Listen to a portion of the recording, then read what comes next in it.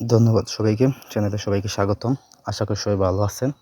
আজকের ভিডিওটা হচ্ছে গিয়ে বশীকরণ মন্ত্রের সাহায্যে আপনি যে কোনো মানুষকে বশীভূত করতে পারবেন।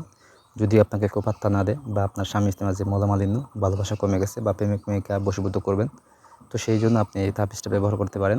ছোট্ট একটা মন্ত্র দিয়ে আপনি সেই কাজটি করে নিতে পারবেন। কীভাবে করবেন সবকিছু আমি বলে দিব আজকের ভিডিওতে। তাই প্রথম থেকে শেষ পর্যন্ত ভিডিওটা দেখুন, তাহলে বুঝতে সুবিধা হবে এবং নিজেরা কাজটা করতে পারবেন। তাছাড়া ওইরকম কাজ যদি আমার সাহায্য করে নিতে চান তাহলে যোগাযোগ করবেন সাইডে দেওয়া নাম্বারে।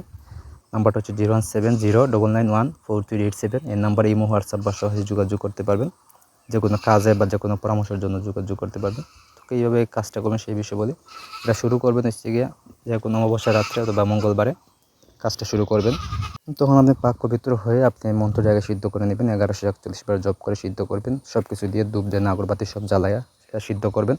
সিদ্ধ হয়ে গেলে আপনি করবেন কি, আপনার এই মানুষের এক টুকরা কাপড় আনবেন বা তার যেটা পরিধান করে কাপড়, এটা পরিধান করা কাপড় আনবেন। আনার পরে এই মন্ত্রটা 3 বার পাঠ করবেন। পাঠ করে এটা ফু দিবেন। ফু দেওয়ার পরে এই কাপড়টা তার জায়গায় রেখে দিবেন যাতে সেটা ব্যবহার করতে পারে। তাহলে যদি ব্যবহার করে তাহলে দেখবেন যে 24 ঘন্টা অথবা 72 ঘন্টার ভিতরে সে আপনার প্রতি বশীভূত এবং বাধ্য হয়ে গেছে।